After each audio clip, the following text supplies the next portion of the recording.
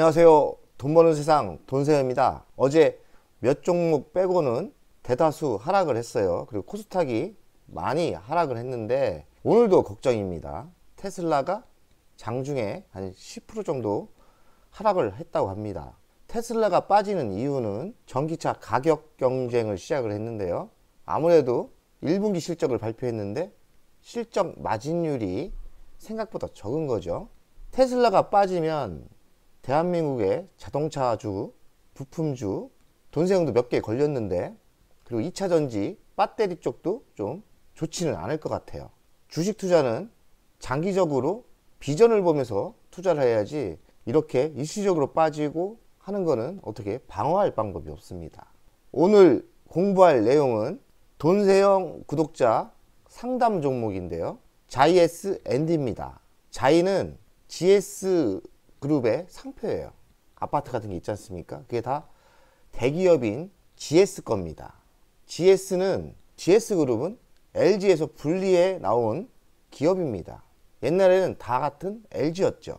이런 기업 스토리도 알고 있어야 돼요. 어느 정도는 재미삼아 알고 있어야 되는 게 기업 스토리입니다. 그래야 기업의 역사를 알고, 기업의 역사를 알면 그 회사의 기초는 아는 거죠.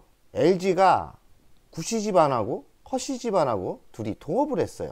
허씨 집안은 옛날부터 돈이 많았다고 하고요. 구시 집안은 머리가 좋았다고 합니다.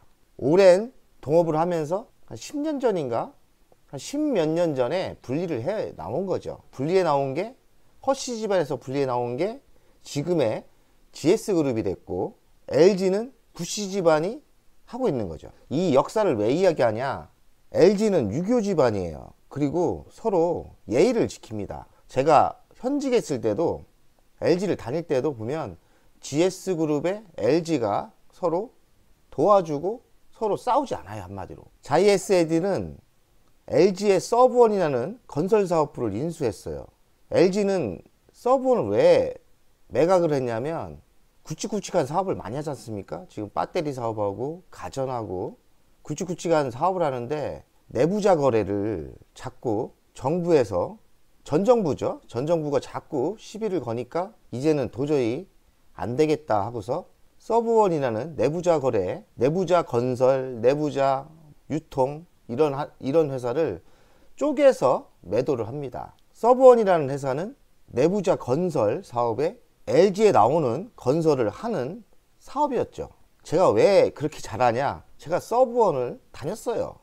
그래서 그 내용을 잘 압니다. 제가 또 퇴사한 이유가 그 내부자 거래 업체가 LG에서 좀 매각해서 분리해 나가는 거를 눈치채고, 야, 이거 비전 없구나. 그때 깨달습니다. 제가 다니는 회사를 엄청 좋아하고 사랑을 했는데 그거는 착각이더라고요. 내 회사가 아니지 않습니까?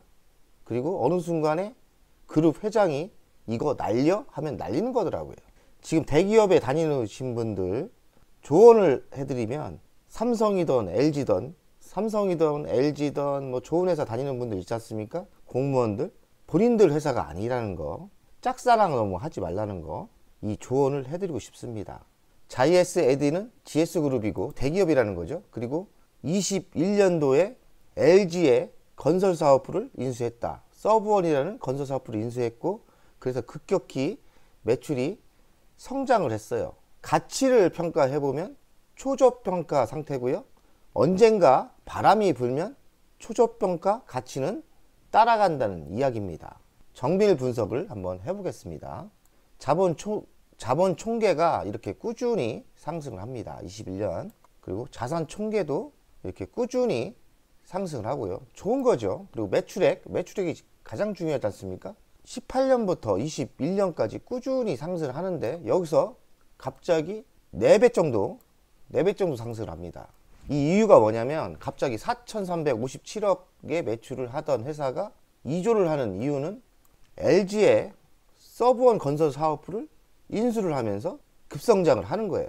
이런 사연이 있는 겁니다. 한마디로 기업을 인수했는데 자기보다 3배 정도 큰 회사를 인수한 거죠. 어찌 보면 이런 매수는 좀 힘든 건데, 이런 사연 때문에 절대 이렇게 좋은 회사를 이렇게 넘어오지 않거든요. 근데 어찌됐든 LG가 사업을 포기하면서 같이 동업자였던 허씨 집안 GS의 건설 사업부를 넘기는 거죠. 이런 사연이 있습니다. 하는 사업은 주택사업 부분, 이렇게 아파트 같은 거, 명동 자이른에, 개포 자이른에 이런 사업을 합니다. 건설이죠. 큰 대형 복합 건물, 그리고 아파트 건물, 상가 건물, 이런 큰 대형의 주택 사업을 하고 있는 거죠. 내용을 보면 아파트도 하고 도심 주거 복합도 하고 재개발, 재건축, 리모델링도 하고요. 생활형 숙박시설도 하고 오피스텔도 하고 지식산업센터도 합니다. 아파트 시설 관리도 하네요. 아파트 시설 관리는 뭐 매출이나 이런 게 크게 좋지는 않습니다. 그러나 안정되게 뭐 매출은 꾸준하고 안정되게 들어오는 맛은 있죠. 그러나 주식시장에서는 빅 이벤트가 될 그런 사업은 아니에요. 이렇게 보안 솔루션, 보안이죠 한마디로. 이런 보안 사업도 하고요. 시큐리티라고 하는데 그러나 별 매력적이지는 않다. 사업 내용이 매력적이진 않아요. 시스클라인, 이게 환기 기능, 토탈 에어 솔루션이라고 하는데요. 이런 환기 기능, 이런 시스템, 홈네트워크, 홈네트워크에 이제 환기가 필요하지 않습니까? 이런 거를 체계적으로 한다는 거죠. 하지만 이쪽도 크게 매력적인 사업은 아닙니다. 지금 공사 중인 현장이에요. 아파트 같은 걸 지고 있는 거죠. 이렇게 바다가 보이는 속초 자이엘렌 더블지, 이건 호텔인가? 아주 경치가 좋네요. 그리고 수성 자이르네, 이건 아파트죠. 대형 아파트 지금 공사를 하고 있는 겁니다. 아무래도 자이는 아파트 경기가 되게 중요하다고 보입니다. 아파트 경기가 매출에 엄청난 이바지를 한다. 그러니 건설 경기가 좋아야 이 주식은 상승할 거라고 보입니다. 건설이 좋아야 돼. 건설이 21년 SNI 건설 인수, SNI가 이름이 좀 바뀌었는데요. LG 서브원입니다. 제가 이 회사를 13년인가 다녔고요. 그래서 이 서브원이라는 회사를, 아니 제가 다녔는데 너무 잘 알죠. LG화학 세터의 세터장이지 않습니까? 부동산 관리, 이 서브원이 다 관리했던 거예요. 부동산은 부동산대로, 건설도 건설대로, 그리고 기업 소모성 납품도 서브원이 다 했던 거예요. 이 서브원이라는 회사가 급성장을 했습니다. 제가 입사하자 서브원이라는 회사가 처음에 입사했을 때 5천억이었는데 매출액이 10년대를 하면서 매출액이 5조가 되더라고요. 그러니 10배가 성장을 한 거죠. 10배가 엄청나게 성장을 했는데, 구광모 회장님이 되면서 나라에서 자꾸 내부자 거래 건드니까 이 사업을 포기해 버리더라고요. 구광모 회장이 어떻게 보면 결단력도 있고 무섭기도 합니다. 이 서브원인 회사가 이제는 아니구나, LG에서. 그래서 퇴사 결정하는데 50%를 차지하면서 제가 퇴사를 했습니다. 제 인생에서 가장 실수한 거는 LG를 입사한 거예요. 희한하죠? 제가 인생에서 가장 후회하는 거는 LG를 입사한 게 가장 잘못된 선택이고, 그나마 가장 잘한 선택은 LG를 퇴사한 겁니다. 어찌 보면 뭐 거짓말 할 것 같다고 생각을 하겠지만 저는 그래요. 저는 인생을 뒤돌린다면 절대 LG를 입사 안 할 거고요.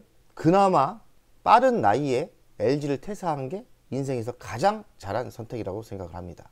인생은 한번 도전해 볼만 합니다. 그러니 지금 샐러리맨들, 그리고 중소기업 다니시는 분들, 너무 대기업 다니는 사람들 부러워하지 마시고요. 대기업에 다니는 사람들, 공무원들, 본인 직업에 너무 안주하지 마시고, 어려움에 처할 때는 우리에겐 돈이 가장 큰 힘입니다. 젊은 분들 아직 도전해 볼만 합니다. 도전해 보면 의외로 성공할 게 너무 많아요. 저는 도전을 하는 게 멋지다고 생각을 합니다. LG 퇴사를 인생에서 가장 잘했고, LG에 입사한 게 가장 큰 실수다. 왜냐하면 제가 LG 입사할 때 주식에서 성공을 해서 20억을 가지고 입사를 한 사람이거든요. 그래서 왜 그때 20억이 있으면서 뭐가 그렇게 대기업에 들어가고 싶다고, LG에 들어가고 싶다고, LG 배지 하나 달려고 입사한 게 인생에서 가장 큰 실수였다고 생각을 합니다. 과거니 할 수 없고, 이제부터 열심히 한번 성공을 위해서 달려가 볼 겁니다. 100억 한번 일단 찍고 1000억까지 한번 가봅시다. 저는 일단 똑같습니다. 100억까지 한번 만들어 보고, 제가 잘하면 내년에 100억을 찍을 것 같은데요. 좀 과도한 목표인 것 같지만 목표는 크게 잡아야 돼요. 잘하면 됩니다. 매출 비중을 보면 주택사업, 홈사업, 부동산 운영사업. 근데 이쪽은 변동이 없어요. 가장 중요한 거는 주택사업입니다. 이 주택사업이 성장을 해야 이 회사는 돈이 되고 매출이 급상승하고, 주택사업이 가장 중요하다. 매출 비중은 한 38% 정도 되죠. 대주주는 57% 갖고 있습니다. 꽤 많이 갖고 있죠. 유통 물량이 얼마 안 된다고 봐야 됩니다. 일단 대주주가 이렇게 많이 갖고 있으면 이 회사는 나쁘진 않아요. 투자가 입장에서는 대주주가 57%라는 거는 좋다. 일단 통과. 기업 실적을 한번 보겠습니다. 20년도 3,500억, 21년도 4,300억, 22년도 2조 4천억 되죠. 23년은 얼마일지 모르죠. 영업이익은 273억, 508억, 1989억, 한 2천억 되죠. 급성장하죠. 영업이익률은 한 8%대 나옵니다. 그리고 ROE, 자기자본 이익률은 한 24%, 꽤 많이 나오는 겁니다. 부채 비율은 170%.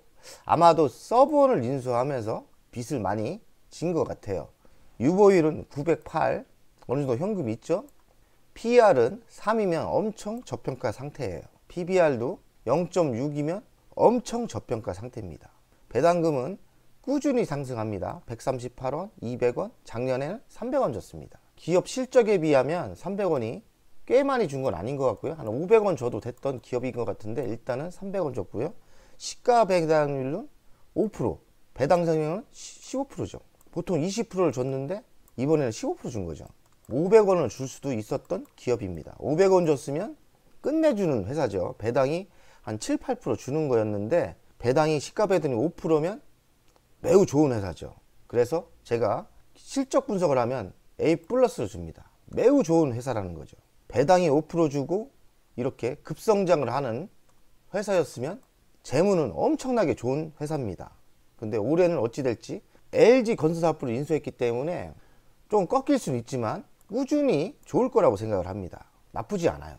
JS&D 돈세형 스타일로 가치평가를 한번 해보겠습니다. 시가총액은 2,400억 정도 나오고요. 22년 매출은 2조 2,070억. 매출액이 468%나 급성장을 하죠. 영업이익은 22년도 1930억, 한 2천억 나오죠. 300% 급성장을 하죠.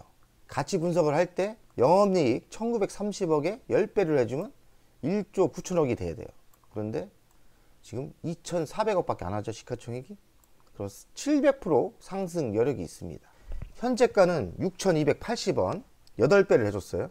그러면 5만 원이나 돼야 됩니다. 건설이라는 게 불안정하고 경기를 너무 타기 때문에 좋다 이거예요. 반값 할인을 한번 해줬어요. 건설 사업부가 안정된 건 아니니까 반값 할인해도 25,000원은 적정가라고 봅니다. 최소 25,000원 가야 된다. 근데 지금 얼마냐? 25,000원인데 지금 6,280원이죠? 6,280원이 25,000원 갈 수 있다는 이야기입니다. 매우 초저평가 상태이고 배당은 5% 주고 좋죠. JS&D 미래 먹거리는 없느냐? 건설이 지금 대한민국에서 인기가 없어요. 건설이 인기가 없는 이유는 원가가 올라가니까 뭐 건설을 포기도 하고, 건설이라는 게 불안정하지 않습니까? 경기 침체를 너무 잘 타고요. 돈세형이 한번 생각을 해봤어요. 건설이라는 게 비전이 그렇게 없느냐? 저는 두 건이 비전이 있다고 생각합니다. 두 건이 미래가 밝다. 물론 언제 올지 모르겠지만 우크라이나 휴전, 한마디로 우크라이나 전쟁이 끝나면 건설이 엄청나게 호황이 올 거라 생각을 해요. 이런 빅 뉴스가 있고, 그리고 사우디가 네옴시티 건설을 하지 않습니까? 근데 또 인기가 좀 끝났어요. 하지만 네옴시티 건설은 시작을 할 거예요. 이때 또 건설이 바람을 불 수도 있다. 다시 중동 바람이 불 수 있다는 거죠. LG 서브원 건설사업부를 인수했는데 LG가 돈세형도 많이 투자를 하고 있지만 전기차 분야에 매우 강자예요. 지금 배터리 공장 많이 져야죠. 전장 부품 공장 많이 져야죠. 공장 건설에 같이 탑승할 수 있다는 거죠. 한마디로 JS&D는 LG 서브원을 인수하면서 전기차 분야에 같이 탑승을 하면서 좀 같이 먹고 산다는 거죠. 왜냐? 전기차 공장을, 배터리 공장, 전장 부품 공장을 많이 져야 되는데 아무래도 이 실적이 JS&D로 올라갈 가능성이 있다는 거죠. JS&D가 시장에 인기는 없지만 앞으로의 비전은 생각보다 좋다. 숨은 보석이라고 생각을 합니다. 뭐 템버거 주식은 아니에요. 그리고 템버거처럼 미래가 아주 미래가 밝은 섹터는 아닙니다. 하지만 알고 보면 JS&D도 희망이 있다는 거죠. 그리고 매우 초저평가 상태라는 겁니다. 주간 차트를 분석하겠습니다. 이렇게 강하게 상승할 때도 있었네요. 아마도 이때 상승할 때는 건설도 좀 바람이 불었지만 LG의 서버를 인수하면서 그런 호재가 있었을 가능성도 있고요.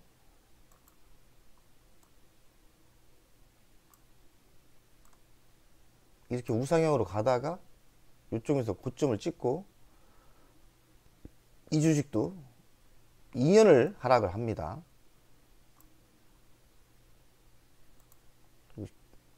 잠깐 상승했다가 또 다시 하락을 하고 지금 이렇게 긴 조정이 있는데요. 대한민국 종합주가에 비하면 건설이 소외받았다는 게 차트로 보이네요. 전혀 상승이 없었어요. 그리고 하락도 없었고 그냥 수평으로 가는 상태예요. 평균치도 못 따라간 거라고 생각을 합니다. 제가 보기엔 한 이 정도, 한 7,000원대는 올랐어야 되는데 상승이 없었어요. 지금이 완전 진바닥인 것 같습니다. 그러나 JS&D는 건설이 바람이 불어야 하기 때문에 건설은 제가 생각하기는 그렇습니다. 미국의 연준 금리가 내려오는 신호가 있어야지 연준 금리가 5%, 5.25에서 내려오는 바람이 불어야 건설에 바람이 불 거라고 예상을 합니다. 아니면 전쟁이 끝나든지 이벤트가 있어야 되는데 이벤트 신호는 지금 없습니다. 그럼 언젠가 오겠죠. 금리가 꺾이는 시대가 오고 그리고 전쟁이 끝나는 시대가 오고 사우디가 네옴시티 건설을 하는 시대가 올 거예요. 그때까지는 좀 답답한 주식이 될 것 같습니다. 될 것 같아요. 그러나 바람이 불 때는 초저평가 주식이기 때문에 강하게 한번 25,000원대까지 상승을 할 수 있겠죠. 그러니까 언제 상승할지는 아무도 몰라요. 그 신호는 연준 금리가 꺾일 때, 전쟁이 끝날 때, 아니면 네옴시티가 본격적으로 시작을 할 때, 이런 때가 아니겠나. 가지고 있는 보유자분은 너무 답답할 거라고 생각을 하는데 지금까지 버티셨으면 좀 버텨야 되지 않을까 생각을 합니다.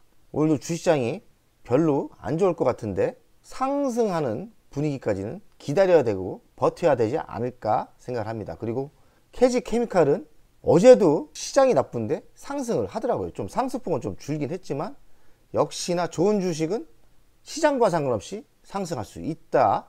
시장과 상관없이 상승한다. 자, 오늘도 100억을 위해서 갑시다!